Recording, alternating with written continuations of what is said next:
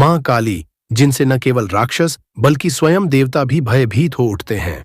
गले में नरमुंडों की माला, खून से लथपथ शरीर और प्रचंड क्रोध से जलते नेत्र, जिसका सामना इस सृष्टि में केवल भगवान शिव के अलावा कोई और नहीं कर सकता। इतने उग्र, भयंकर और प्रचंड स्वरूप होने के बावजूद मां काली सबसे कल्याणकारी मानी जाती है।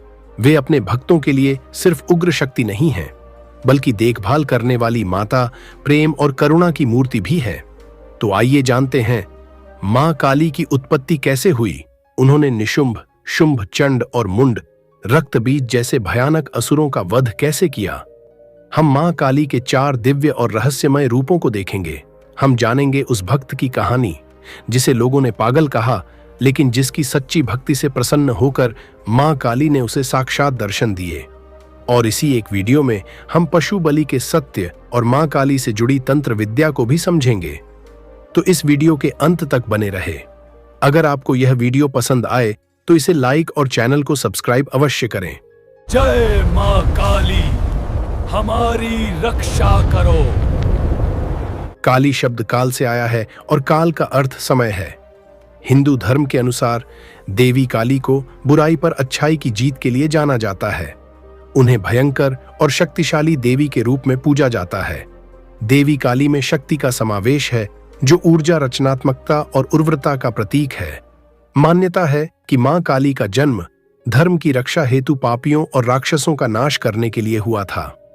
साथियों, मां काली के जन्म को लेकर 2 ऐसी अद्भुत कथा सुनाने जा रहे हैं जिसे सुनकर आप अचंभित रह जाएंगे। पौराणिक कथा के अनुसार आज से लाखों वर्ष पहले सत्य युग में जब असुर रंभ की मृत्यु हुई तो उसकी पत्नी महिषी ने अपनी पति के प्रेम का परिचय देते हुए उसकी जलती हुई चिता में स्वयं को समर्पित कर दिया। पर उस चिता की अग्नि ने केवल विनाश नहीं रचा, उसी अग्नि से एक भयानक रहस्य ने जन्म लिया।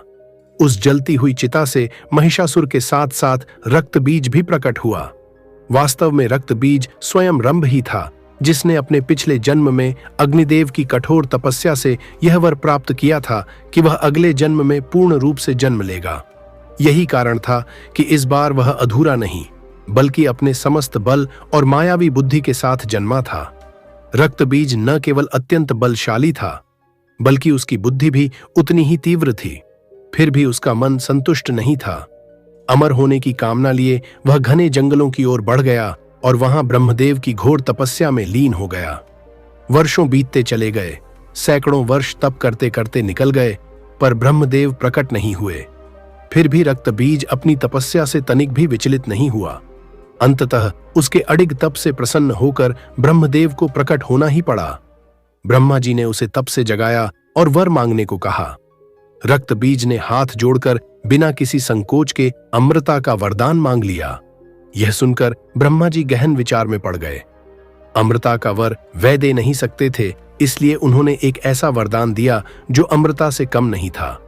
ब्रह्मदेव बोले, ब्रह्मा जी ने उसे वरदान दिया कि तुम्हारी मृत्यु केवल महिला के हाथों से होगी, अन्य कोई भी तुम्हें नहीं मार सकेगा। यह सुनकर राक्षस को लगा, स्त्री तो कोमल, शांत और सौम्य होती है, वह भला उसका क्या बिगाड़ सकती है। तुम्हारे शरीर से गिरी रक्त की हर एक बूंद यदि धरती को स्पर्श करेगी तो उससे तुम्हारे समान ही एक नया रक्त बीज उत्पन्न होगा और उसके रक्त से भी अनगिनत रक्त बीज जन्म लेते रहेंगे। इस वरदान के साथ ही ब्रह्मदेव अंतर्धान हो गए। अब रक्त बीज के विस्तार की कोई सीमा नहीं थी।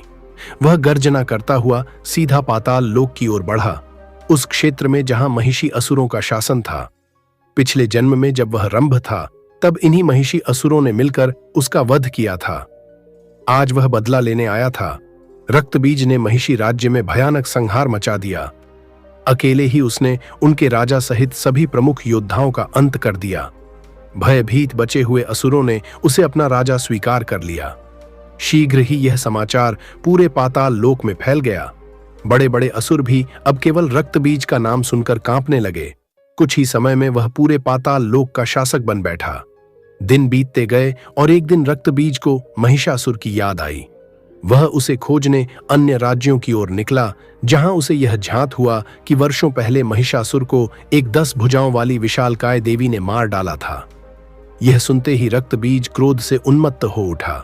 वह देवी दुर्गा को खोजने के लिए पागलों की तरह धरती से आकाश तक भटकने लगा, पर देवी कहीं दिखाई नहीं दी।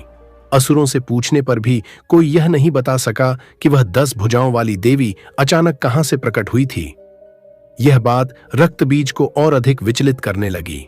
गहन चिंतन के बाद उसने सोचा कि देवताओं की पूजा करने वाले साधु संतों को अवश्य इस रहस्य का ज्ञान होगा। उसने अपने असुर सैनिकों को साधुओं के पास भेजा, परंतु असुरों की क्रूरता के बावजूद भी किसी साधु के पास उस देवी के विषय में कोई उत्तर नहीं था। इस प्रकार देवी दुर्गा की खोज निष्फल होती रही। इसी समय दूसरी ओर महर्षि कश्यप के 2 पुत्र शुंभ और निशुंभ एक शांत वन में ब्रह्मदेव की तपस्या में लीन थे।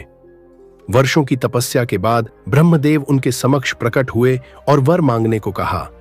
दोनों असुरों ने भी अमृता का वर मांगा, जिसे ब्रह्मदेव ने अस्वीकार कर दिया। शुंभ और निशुंभ स्त्रियों को केवल भोग की वस्तु मानते थे। इसी कारण ब्रह्मदेव ने उन्हें ऐसा वरदान दिया कि तुम्हारी मृत्यु केवल महिला के हाथों से होगी, अन्य कोई भी तुम्हें नहीं मार सकेगा।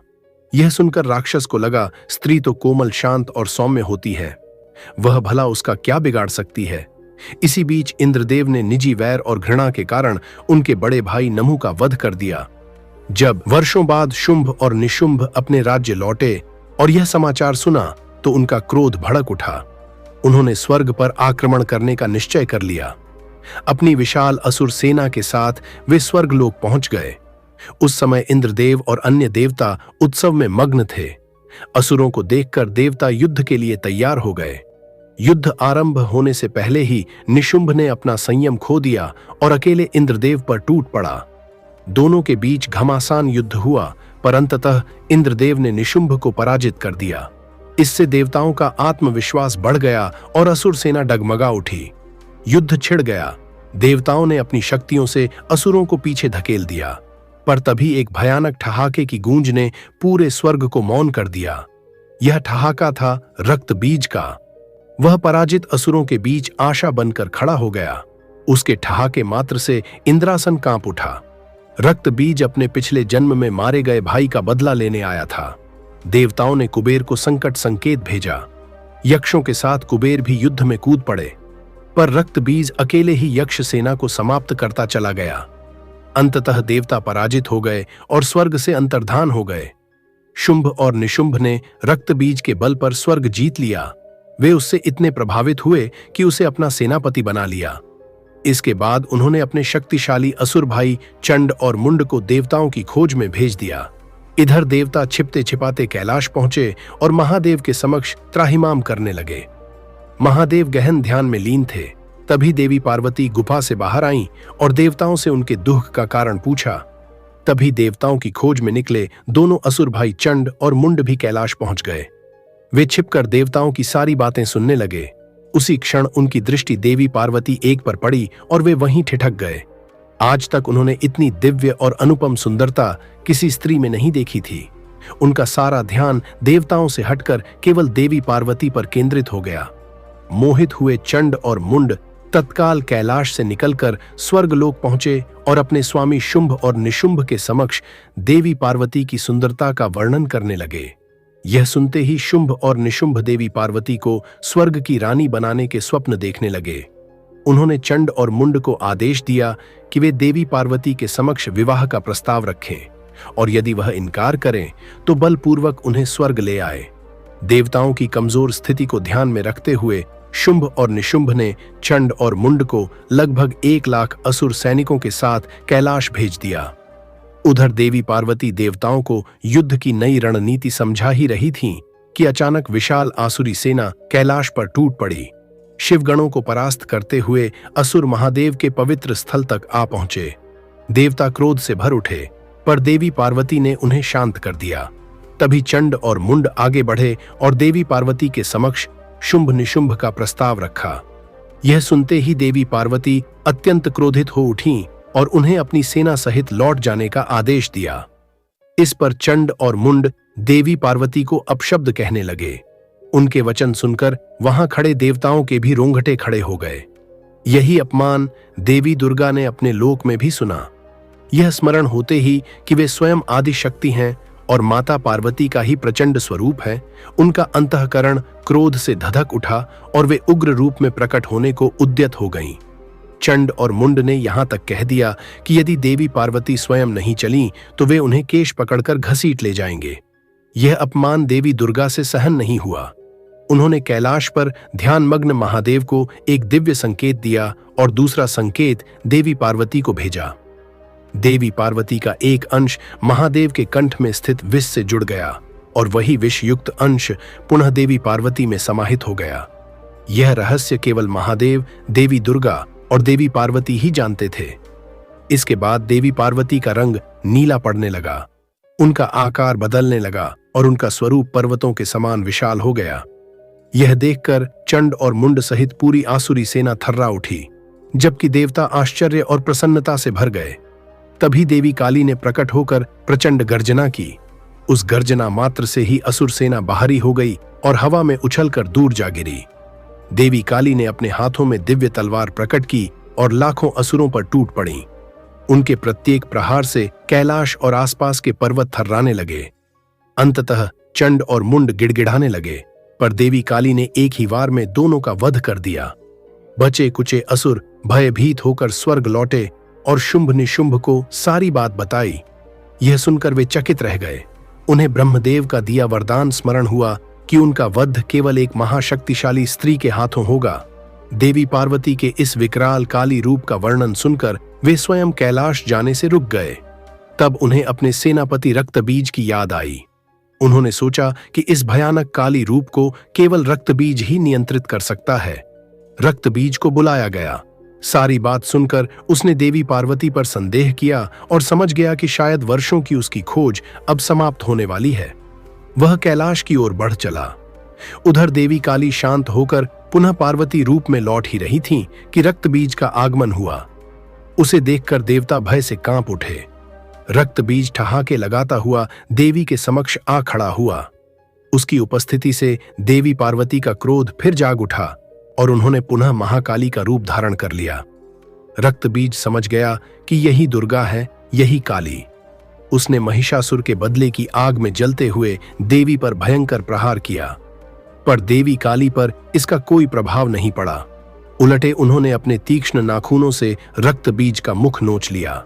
जैसे ही रक्त की बूंदें धरती पर गिरीं, अनगिनत नए रक्तबीज उत्पन्न होने लगे। देवी काली ने तलवार से उनका संहार किया, पर जितना वह मारती उतने ही अधिक रक्त बीज जन्म लेते जाते।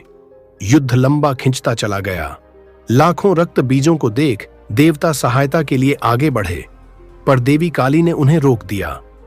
तभी देवी दुर्गा का संकेत मिला, रक्त बीज पर सीधे प्रहार का नहीं, बल्कि सभी को एक साथ समाप्त करने का उपाय। इसके बाद देवी काली ने अपना स्वरूप और भी विशाल कर लिया। उन्होंने गर्जना की, जिससे असुर असंतुलित हो गए। फिर देवी काली ने अपनी दिव्य शक्ति से सभी रक्त बीजों को अपने मुख में खींचना शुरू कर दिया और उनका रक्त पीकर उनका अंत कर दिया। अंततः समस्त रक्त बीज समाप्त हो गए। देवताओं ने पुष्प वर्षा की, पर देवी काली का क्रोध अब भी शांत नहीं हुआ। रक्त बीज का रक्त पीने से उनका संतुलन बिगड़ चुका था और वे संहार की ओर बढ़ चलीं। घबराए देवताओं ने श्री विष्णु को स्मरण किया। विष्णु ने कहा कि यह कार्य केवल महादेव ही कर सकते हैं। देवताओं की प्रार्थना से महादेव ने ध्यान तोड़ा, सब कुछ देखा और फिर स्वयं देवी काली के मार्ग में लेट गए। क्रोधित अवस्था में चलते चलते देवी काली का चरण महादेव की छाती पर पड़ गया। जैसे ही उनकी दृष्टि महादेव पर पड़ी, उनका सारा क्रोध शांत हो गया। वे सामान्य रूप में लौट आईं और मूर्छित होकर गिर पड़ीं। महादेव ने उन्हें थाम लिया। कुछ समय बाद देवी पार्वती चेतना में आईं। सभी देवता आनंदित हो उठे, पर काली अवतार के कारण उनका रंग श्याम हो चुका था, जिससे वे व्यथित थीं। महादेव के कहने पर उन्होंने ब्रह्मदेव की तपस्या की। ब्रह्मदेव प्रकट हुए और उनकी शक्ति को अलग कर दिया। देवी पार्वती पुनः अपने स्वरूप में लौट आईं। उनसे निकली वह शक्ति एक दिव्य वीरांगना में परिणत हुई। देवी कौशिकी। अब वीडियो का सबसे महत्वपूर्ण भाग शुरू होने जा रहा है। अब तक आपने मां काली की उत्पत्ति और उनके दिव्य स्वरूप को जाना, लेकिन अब हम प्रवेश करने वाले हैं उस गूढ़ अध्याय में, जहां हम मां काली के 4 प्रमुख रूपों को विस्तार से समझेंगे, उनकी अद्भुत महिमा को जानेंगे। यह भी जानेंगे कि मां काली को बलि क्यों अर्पित की जाती है और उसके पीछे शास्त्रीय कारण क्या हैं। और अंत में तंत्र विद्या से जुड़ा वह रहस्यमय पक्ष जिसके बारे में बहुत कम लोग जानते हैं। इसलिए वीडियो के अंत तक बने रहिए, क्योंकि आगे आने वाला भाग केवल कथा नहीं बल्कि मां काली की शक्ति और रहस्य को समझने का द्वार है। उससे पहले वीडियो को लाइक करें और चैनल को सब्सक्राइब करना बिल्कुल भी ना भूलें। पहला रूप भद्रकाली, इन्हें दक्ष यज्ञ विनाशिनी के रूप में जाना जाता है। शिव पुराण के अनुसार इनकी उत्पत्ति उस समय हुई जब देवी सती ने अपने पिता दक्ष के यज्ञ में अपमान सहन नहीं किया और आत्मदाह कर दिया। इस घटना से शोक और क्रोध से भरकर भगवान शिव ने निर्णय लिया कि जो भी इस अपमान में शामिल था उसे दंडित किया जाना चाहिए। शिव ने अपनी जटाओं में से एक जटा निकालकर पर्वत पर फेंकी, जिससे महाबली वीरभद्र उत्पन्न हुए। फिर एक अन्य जटा से भद्रकाली का जन्म हुआ, एक ऐसा रूप जो अत्यंत भयंकर और त्रासदीपूर्ण था और जिसकी शक्ति की सीमा इतनी थी कि उसे घेरने वाले करोड़ों भूत भी उसकी महिमा को पहचानकर भयभीत हो उठते। भद्रकाली का रूप केवल क्रोध का प्रतीक नहीं है, बल्कि यह सत्य और धर्म की रक्षा का संदेश भी देता है। भगवान शिव ने भद्रकाली और वीरभद्र को निर्देश दिया कि वे तुरंत दक्ष के यज्ञ का नाश करें, और दोनों ने अद्भुत और क्रूर शक्ति के साथ यज्ञ को नष्ट किया और वहां उपस्थित देवताओं को उचित दंड दिया। इसके अलावा विभिन्न कल्पों और शाक्त परंपराओं में देवी दुर्गा के विभिन्न रूपों द्वारा असुरों का वध वर्णित है। श्वेत लोहित कल्प में महिषासुर और दारुकासुर का वध भद्रकाली ने किया, और यह दर्शाता है कि समय और परिस्थिति के अनुसार देवी अपने विभिन्न रूपों में प्रकट होती हैं। कुछ शाक्त आगमों में भद्रकाली को देवी दुर्गा के 3 प्रमुख तामसिक रूपों में से एक बताया गया है: उग्रचंडा, भद्रकाली और कात्यायनी। हर रूप अपने भीतर भिन्न शक्ति और संदेश समेटे हुए है, और प्रत्येक कल्प में देवी की लीलाएं अलग अलग रूपों में प्रकट होती हैं। दूसरा, दक्षिणा काली महाभागवत उपपुराण की अधिष्ठात्री देवी मानी जाती है, जहां उन्हें सर्वोच्च देवी के रूप में प्रतिष्ठित किया गया है। वे अपने पति महाकाल भैरव के साथ महाकाली लोक में निवास करती हैं, जो उनके समान ही पुरुष स्वरूप माने जाते हैं। शास्त्रों में वर्णन मिलता है कि देवी ने स्वयं को त्रिदेवियों के रूप में विभाजित किया और उनके पति महाकाल भैरव ने त्रिदेवों का विभाजन किया। इसी दिव्य संतुलन से सृष्टि की रचना हुई और ब्रह्मांड की व्यवस्था स्थापित हुई। दक्षिणा काली की पूजा विशेष रूप से बंगाल में व्यापक रूप से की जाती है। वे केवल संहार की देवी नहीं हैं, बल्कि सृष्टि के संतुलन की रक्षक, धर्म की संरक्षिका और अपने भक्तों की अभयदात्री भी हैं। उनकी शक्ति जितनी प्रचंड है, उतनी ही उनकी करुणा भी अनंत है। भले ही उनका स्वरूप उग्र और भयंकर प्रतीत होता हो, पर अपने सच्चे भक्तों के लिए वे सदैव कल्याणकारी, मातृत्वपूर्ण और रक्षक रूप में विराजमान रहती हैं। दक्षिणा काली को दक्षिणा क्यों कहा गया, इस विषय में शास्त्रों में अनेक मत मिलते हैं। निर्वाण तंत्र के अनुसार दक्षिण दिशा के अधिपति सूर्यपुत्र यम भी जब मां काली का नाम सुनते हैं तो भयभीत होकर दूर हो जाते हैं। इसका तात्पर्य यह है कि जो भक्त दक्षिणा काली की शरण में होता है, वह नर्क, पाप और यम के भय से मुक्त हो जाता है। इसी कारण वे दक्षिणा काली कहलाती हैं। एक अन्य मान्यता के अनुसार सर्वप्रथम भैरव ने ही दक्षिणा काली की उपासना की थी और तभी से यह नाम प्रचलन में आया। इस प्रकार दक्षिणा काली न केवल उग्र शक्ति का प्रतीक है, बल्कि मोक्षदायिनी, भयहरिणी और भक्तवत्सला मां के रूप में भी पूजित हैं। तीसरा रूप श्मशान काली, जिन्हें श्मशान वासिनी काली भी कहा जाता है। मां काली को श्मशान काली इसलिए कहा जाता है क्योंकि उनका वास श्मशान में माना गया है। अपने निवास स्थान और स्वरूप के कारण अत्यंत विशेष मानी जाती हैं। सामान्य रूप से श्मशान वह स्थान है जहां मृत शरीरों का अंतिम संस्कार होता है, लेकिन देवी के संदर्भ में श्मशान का अर्थ केवल मृत्यु तक सीमित नहीं है। देवी श्मशान काली का वास्तविक निवास वह स्थान है जहां पंच महाभूत पृथ्वी, जल, वायु, अग्नि और आकाश अपने स्थूल रूप को छोड़कर परम चेतना ब्रह्म में लीन हो जाते हैं। यही सच्चा श्मशान है और यही उनकी शक्ति का मूल केंद्र माना जाता है। तांत्रिक ग्रंथों में श्मशान काली की उपासना को अत्यंत गूढ़, रहस्यमय और अपार शक्ति से युक्त बताया गया है। यह साधना सामान्य नहीं मानी जाती, बल्कि इसे उन मार्गों में रखा गया है जहां हर कदम सोच समझकर रखा जाता है। ग्रंथ संकेत करते हैं कि बिना गुरु और दीक्षा के इस मार्ग पर बढ़ना उचित नहीं होता, क्योंकि यहां शक्ति उतनी ही गहरी है जितना गहरा उसका रहस्य। तंत्र विद्या के इस रहस्यमय पक्ष को हम आगे वीडियो में विस्तार से जानेंगे। चौथा रूप, महाकाली समय और आकाश की सभी सीमाओं से परे है। सृजन, पालन और संहार तीनों का रहस्य उन्हीं की शक्ति में समाया हुआ है। उनके शाश्वत साथी महाकाल हैं, जो स्वयं काल और मृत्यु से भी परे माने जाते हैं। महाकाली ही चंडी विद्या का प्रधान स्वरूप है। शास्त्रों में उन्हें आदिम ऊर्जा का प्रतिनिधि कहा गया है, वह शक्ति जिससे समस्त ब्रह्मांड की गति बनी रहती है। देवी महात्म्य के प्रथम अध्याय में महाकाली को विश्वरूपिणी शक्ति के रूप में वर्णित किया गया है। उनका स्वरूप अत्यंत दिव्य और रहस्यमय है। कई वर्णनों में वे 10 भुजाओं के साथ प्रकट होती हैं और उनके हाथों में विभिन्न देवताओं के आयुध होते हैं। यह दर्शाता है कि सभी देव शक्तियां उन्हीं से उत्पन्न होकर उन्हीं में समाहित हो जाती हैं। यह रूप भले ही उग्र प्रतीत हो, लेकिन वह सर्वशक्तिमान और पूर्ण रूप से रक्षक है। एक मुखी स्वरूप में भी महाकाली को 10 भुजाओं के साथ दर्शाया गया है। वही महामाया महाकाली थीं, जिन्होंने भगवान विष्णु को मधुकैटभ के संहार में सहायता प्रदान की थी। और यही वही दिव्य स्वरूप है जिस रूप में माता काली ने रक्त बीज का वध किया था, जिसकी कथा हम पहले ही विस्तार से जान चुके हैं। सुनिए प्रिय श्रोताओं, आज मैं आपको एक ऐसी दिव्य कथा सुनाने जा रहा हूं जो माता काली की असीम कृपा और महिमा को दर्शाती है। यह कथा है 19वीं शताब्दी के महान संत रामकृष्ण परमहंस की, जिन्होंने अपने जीवन में माता काली के साक्षात दर्शन किए और संपूर्ण संसार को यह बता दिया कि सच्ची भक्ति का फल कैसा होता है। कोलकाता के समीप हुगली नदी के तट पर स्थित है दक्षिणेश्वर का भव्य काली मंदिर। इसी पवित्र स्थान पर रहते थे रामकृष्ण परमहंस, जो इस मंदिर के पुजारी थे। परंतु श्रोताओं, वे कोई साधारण पुजारी नहीं थे। उनका माता काली के प्रति प्रेम इतना गहरा था, इतना सच्चा था कि लोग उन्हें पागल समझने लगे थे।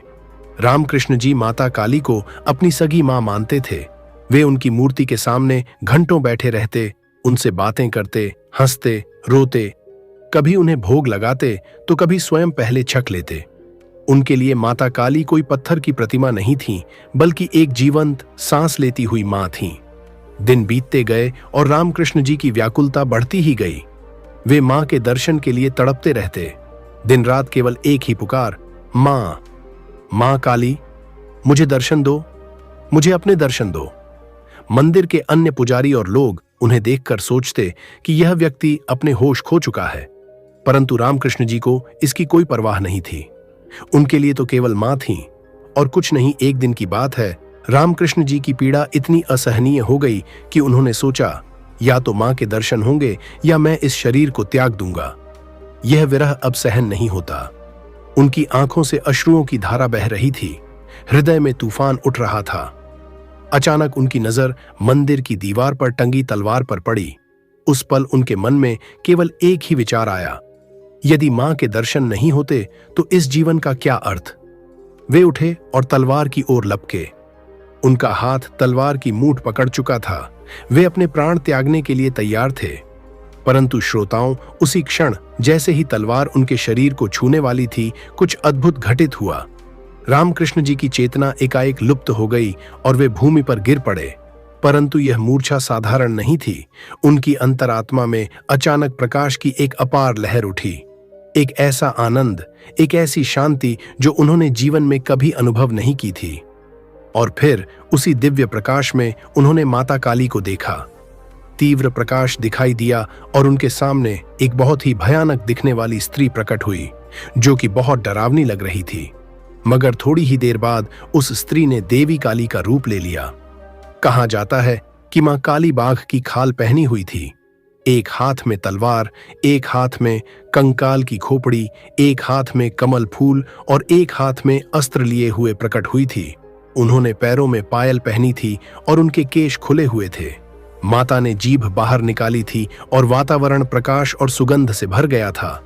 मां तारा ने अपने भक्त को आशीर्वाद दिया और अंतर्ध्यान हो गई। माता काली की वह दिव्य छवि उनके सामने थी, तेजोमय, अद्भुत, करुणामयी। उनकी आंखों में अपार स्नेह था, उनके चेहरे पर मुस्कान थी। रामकृष्ण जी समझ गए कि मां सदैव उनके साथ थीं, बस उन्हें देखने के लिए उस पार्थिव दृष्टि से परे जाना था। परंतु श्रोताओं, इस दर्शन के बाद भी रामकृष्ण जी का मन नहीं भरा। वे चाहते थे कि मां सदैव उनके सामने रहें, हर पल, हर क्षण। वे फिर से व्याकुल हो उठे। वे मंदिर के फर्श पर लौटने लगे, रोने लगे। मां, मुझ पर कृपा करो, अपने आप को मेरे सामने प्रकट करो। उनकी पुकार आकाश को छू रही थी। कभी कभी उनकी चेतना खो जाती थी इस असहनीय पीड़ा से, परंतु जब होश आता तो वे फिर से मां का तेजोमय रूप देखते, जो वरदान और अभय की मुद्रा में खड़ी होती। यह सिलसिला कई दिनों तक चलता रहा। रामकृष्ण जी न ठीक से खाते न सोते, बस मां की आराधना में लीन रहते। मंदिर के अन्य लोग चिंतित हो गए। उन्होंने सोचा कि यह पुजारी पागल हो गया है। एक दिन मंदिर के प्रबंधकों ने निर्णय लिया कि रामकृष्ण जी को मंदिर से निकाल दिया जाए। कारण यह था कि वे माता काली को भोग चढ़ाने से पहले स्वयं छक लेते थे। यह तो नियम के विपरीत था, अतः उन्हें मंदिर से बाहर कर दिया गया। रामकृष्ण जी चुपचाप चले गए। उन्हें कोई शिकायत नहीं थी, कोई दुख नहीं था, परंतु मां काली को यह कैसे सहन होता। इस घटना के 4 दिनों बाद जिस राजा ने तारापीठ का मंदिर बनवाया था, उसकी रानी को एक सपना आया। उसने सपने में देखा कि देवी मंदिर छोड़कर जा रही है और उनके पीछे गिद्ध और सियार जा रहे हैं। जब देवी की पीठ पर उनकी नजर पड़ी तो उन्होंने देखा कि उनकी पीठ पर घाव थे। सपना देखकर रानी घबरा गई और स्वप्न अवस्था में ही उन्होंने देवी से प्रार्थना करके पूछा, मां, तू मुझे यह भयावह दृश्य क्यों दिखा रही है? तब देवी तारा ने उनसे कहा कि मैं बहुत लंबे समय से तुम्हारे राज्य के इस मंदिर में रहती आई हूं, लेकिन आज मेरे बच्चे को प्रताड़ित किया जा रहा है और उसने मुझे 4 दिन से भोग नहीं लगाया है। इसीलिए मैंने मंदिर का कोई भोजन ग्रहण नहीं किया है और अब मैं तुम्हारा मंदिर छोड़कर जा रही हूं। सपने में देखे गए दृश्य से रानी बहुत चिंतित हो गई। उन्होंने राजा को सपने के बारे में बताया। अगले ही दिन उन्हें वापस मंदिर में पुजारी के रूप में रख लिया। तो माता अपने सच्चे भक्तों की सदा रक्षा करती है। प्रिय श्रोताओं, माता काली केवल सतयुग में ही नहीं बल्कि इस कलयुग में भी अपने भक्तों का उद्धार करती हैं। वे आज भी अपने सच्चे भक्तों को दर्शन देती हैं, उनकी रक्षा करती हैं। आज के युग में भी अनगिनत भक्त हैं जिन्होंने माता काली की कृपा का अनुभव किया है। किसी का संकट दूर हुआ, किसी का रोग ठीक हुआ।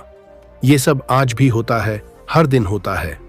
अब मैं आपको एक ऐसी बात बताता हूं जो आपने अवश्य देखी होगी। कुछ भक्तों के ऊपर माता काली की सवारी आती है। आपने देखा होगा कि मंदिर में अचानक कोई व्यक्ति एक अलग ही अवस्था में चला जाता है। उसका शरीर कांपने लगता है, उसकी आवाज बदल जाती है, उसके नेत्र लाल हो जाते हैं।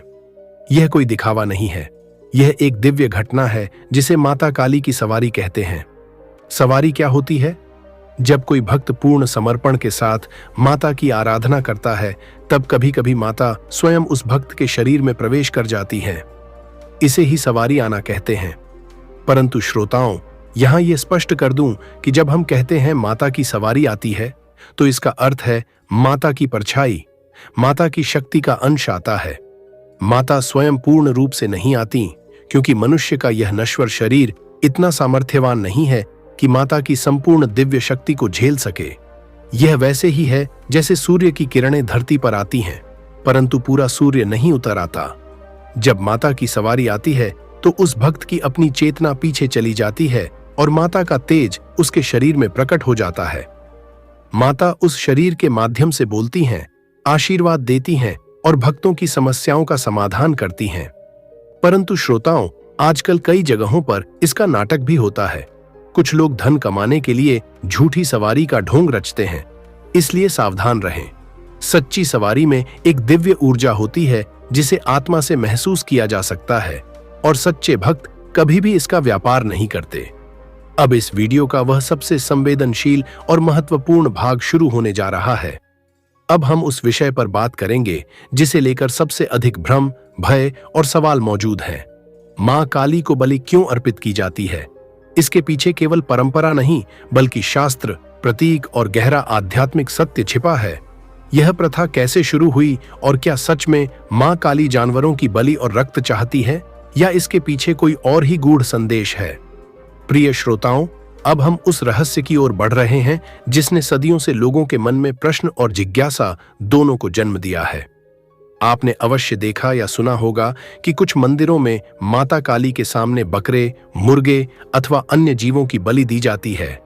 यह दृश्य देखकर स्वाभाविक रूप से मन में प्रश्न उठता है, आखिर माता काली जैसी करुणामयी और शक्तिशाली देवी को बलि की क्या आवश्यकता है? क्या माता रक्त की आकांक्षा रखती हैं? या क्या वे हिंसा का समर्थन करती हैं? आज हम इसी परंपरा के पीछे छिपे उस सत्य को समझने का प्रयास करेंगे जिसे अक्सर गलत रूप में प्रस्तुत किया गया है। प्राचीन काल में जब धर्म की रक्षा के लिए भीषण युद्ध हुआ करते थे, तब वीर योद्धा युद्ध से पूर्व माता दुर्गा और माता काली की आराधना किया करते थे। वे जानते थे कि युद्ध भूमि में उनके प्राण भी जा सकते हैं, इसलिए वे माता से प्रार्थना करते, हे मां, यदि धर्म की रक्षा में मेरा बलिदान हो जाए तो मुझे मोक्ष प्रदान करना और मुझे उच्च योनि प्राप्त हो। कई महान योद्धा तो युद्ध से पहले ही अपने प्राण, अपना अहंकार और अपना सर्वस्व माता के चरणों में अर्पित कर देते थे। दूसरा मान्यता यह है, प्राचीन काल में बलि देने वाला व्यक्ति अपनी सबसे कीमती चीज देवी को अर्पित करते थे, परंतु उस समय में पशु किसी गरीब किसान की सबसे बड़ी संपत्ति होते थे। इसलिए अपनी भक्ति और समर्पण दिखाने के लिए लोग अपने पशुओं की बलि देते थे। यह सोच थी कि जितनी बड़ी कुर्बानी उतनी बड़ी मनोकामना पूरी होगी। लेकिन जैसे जैसे समय आगे बढ़ता गया, युद्धों का स्वरूप बदलता चला गया और समाज में सामान्य मनुष्य की भूमिका बढ़ती चली गई। वैसे वैसे वास्तविक आत्म बलिदान की भावना भी धीरे धीरे कमजोर पड़ने लगी। जो समर्पण पहले भीतर से होता था, वह अब बाहर दिखाई देने लगा। उसी भावना को व्यक्त करने के लिए प्रतीकों का सहारा लिया गया। इतिहासकार मानते हैं कि यहीं से बलि की परंपरा का आरंभ हुआ। यह परंपरा माता की कोई मांग नहीं थी, बल्कि मानव की अपनी सोच से जन्मी थी। यह विश्वास कि देवी को प्रसन्न करने के लिए कुछ अत्यंत मूल्यवान चढ़ाना आवश्यक है। देवी भागवत पुराण में एक श्लोक है जो साफ कहता है, यो बलिन देयते मूढ़ स नरः पाप भाग भवेत। जो मूर्ख बलि देता है वह पाप का भागी बनता है। मार्कंडेय पुराण में लिखा है कि देवी को फूल, धूप, फल और भक्ति चढ़ानी चाहिए। कहीं भी खून या पशु बलि का उल्लेख नहीं है, परंतु आज भी काली माता को मनाने के लिए कामाख्या मंदिर में हर रोज लगभग 50 से 100 बकरों की बलि दी जाती है। नेपाल के गढ़िमाई मेले में हर 5 साल में लाखों पशुओं की बलि दी जाती है। यह दुनिया का सबसे बड़ा पशु बलि का आयोजन है। कोलकाता के कालीघाट मंदिर में दुर्गा पूजा के समय हजारों पशुओं की बलि होती है। यहाँ एक बात बिल्कुल साफ समझनी चाहिए, माता ने कभी नहीं कहा कि मुझे पशु बलि चढ़ाओ। यह शब्द, यह आदेश, यह भावना किसी भी प्रामाणिक देवी ग्रंथ में नहीं मिलती। माता करुणा है, चेतना है, सृष्टि की जननी है। जो देवी समस्त प्राणियों में स्वयं विराजमान है, वे किसी प्राणी की हत्या से कैसे प्रसन्न हो सकती हैं? यह कल्पना ही शास्त्रों की मूल भावना के विरुद्ध है। दर्शकों, अगर आप वीडियो के इस भाग तक आ गए हैं तो यह दर्शाता है कि माता के प्रति आपकी भक्ति सच्ची है। दर्शकों, अब जो अंतिम भाग आने वाला है वह बेहद रहस्यमय है। आपने अवश्य सुना होगा कि माता काली को श्मशान की देवी कहा जाता है, तंत्र विद्या से जोड़ा जाता है। आज हम समझेंगे कि आखिर ये सब क्यों, क्या ये सब सच है और इनमें कितना खतरा छिपा है। सबसे पहले यह समझिए कि माता काली को श्मशान से क्यों जोड़ा जाता है। श्मशान वह स्थान है जहां मृत्यु होती है, जहां शरीर का अंत होता है। यह स्थान साधारण मनुष्य के लिए भय का केंद्र है, परंतु आध्यात्मिक दृष्टि से यह सबसे शक्तिशाली स्थान है। श्मशान में सभी भेदभाव समाप्त हो जाते हैं। राजा हो या रंक, ब्राह्मण हो या शूद्र, अमीर हो या गरीब, श्मशान में सब बराबर हैं। यहां अहंकार मर जाता है, माया का पर्दा हट जाता है। यही कारण है कि माता काली, जो काल की अधिष्ठात्री हैं, जो मृत्यु और जीवन दोनों की स्वामिनी हैं, उनका निवास श्मशान में माना जाता है। परंतु यहाँ एक रहस्यमयी सत्य है। श्मशान में एक विशेष प्रकार की ऊर्जा होती है। जब कोई मृत्यु होती है तो आत्मा शरीर छोड़ती है और उस समय एक अद्भुत शक्ति का संचार होता है। यह शक्ति इतनी तीव्र होती है कि अनुभवी साधक इसे अनुभव कर सकते हैं। यही कारण है कि कुछ महान तांत्रिक और साधक श्मशान में साधना करते हैं। तांत्रिक मान्यता के अनुसार श्मशान में वह सब मिलता है जो इस संसार में नहीं मिलता। पूर्ण शांति, पूर्ण एकांत और सबसे महत्वपूर्ण, जीवन और मृत्यु के बीच का वह पतला पर्दा जो वहां सबसे कमजोर होता है। यहीं पर साधक उस परम शक्ति को महसूस कर सकता है जिसे हम माता काली कहते हैं। अब आते हैं तंत्र विद्या पर। तंत्र शब्द सुनते ही लोगों के मन में डर उत्पन्न हो जाता है। कुछ लोग इसे काला जादू समझते हैं, कुछ इसे भूत प्रेत की विद्या मानते हैं, परंतु वास्तविकता बिल्कुल अलग है। तंत्र एक अत्यंत प्राचीन और गुप्त आध्यात्मिक विद्या है। तंत्र का अर्थ है विस्तार।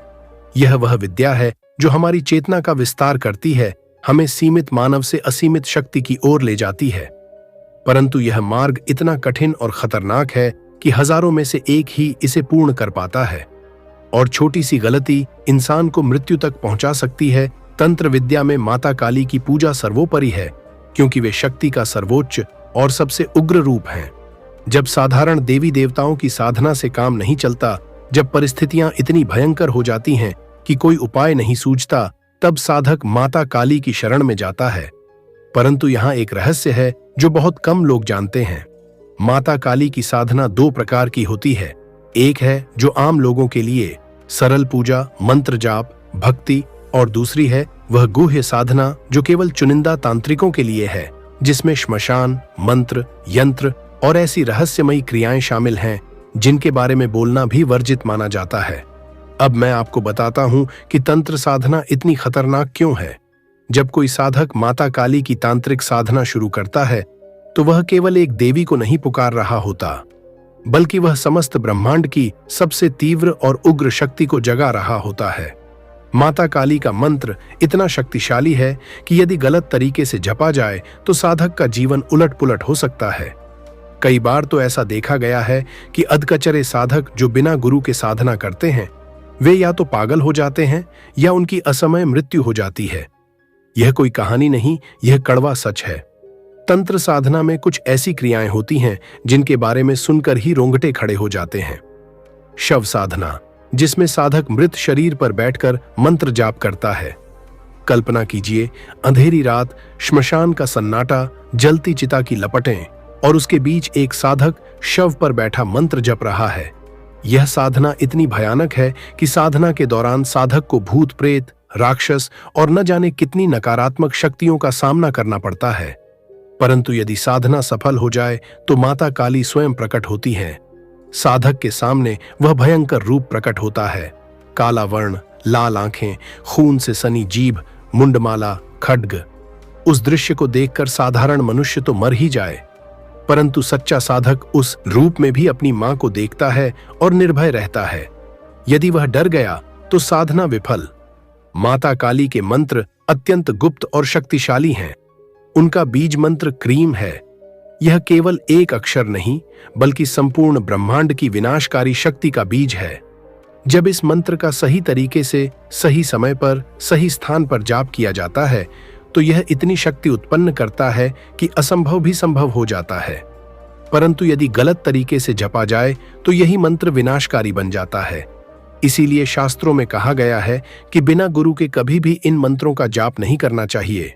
गुरु ही वह व्यक्ति है जो साधक को सही मार्ग दिखाता है, उसकी रक्षा करता है।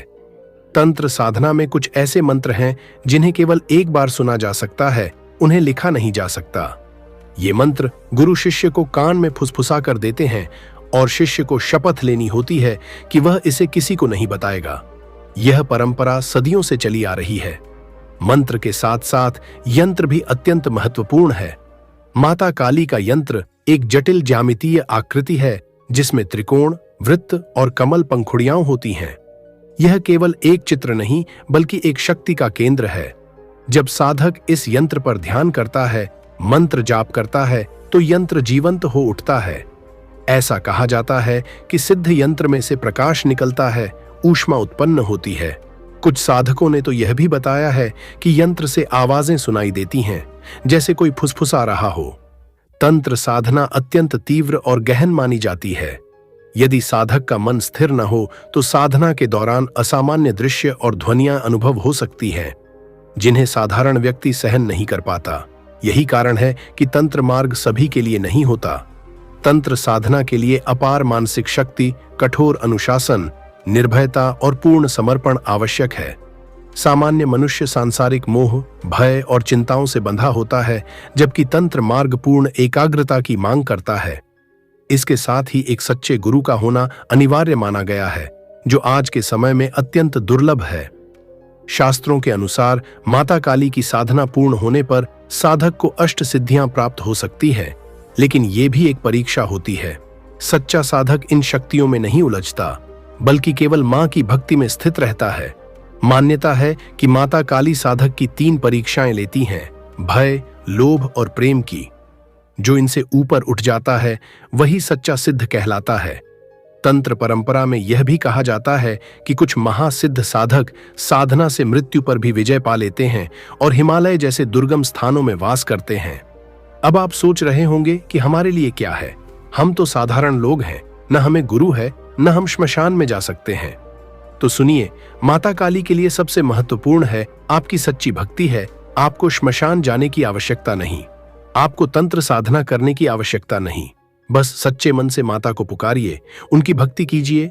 घर में बैठकर भी आप माता की साधना कर सकते हैं। नवरात्रि में उनकी पूजा कीजिए। मंगलवार और शनिवार को उन्हें फूल चढ़ाइए, दीपक जलाइए। सरल मंत्र ओम क्रीं कालिकाय नमः का जाप कीजिए। यह आपके लिए पर्याप्त है। माता काली दयालु हैं, वे अपने भक्तों से असीम प्रेम करती हैं। उन्हें आपकी तंत्र साधना नहीं, आपका सच्चा प्रेम चाहिए। जब आप सच्चे मन से उन्हें पुकारेंगे, वे अवश्य आपकी सुनेंगी और आपकी रक्षा करेंगी। जय माता काली, जय श्मशान वासिनी, जय कालिका माई।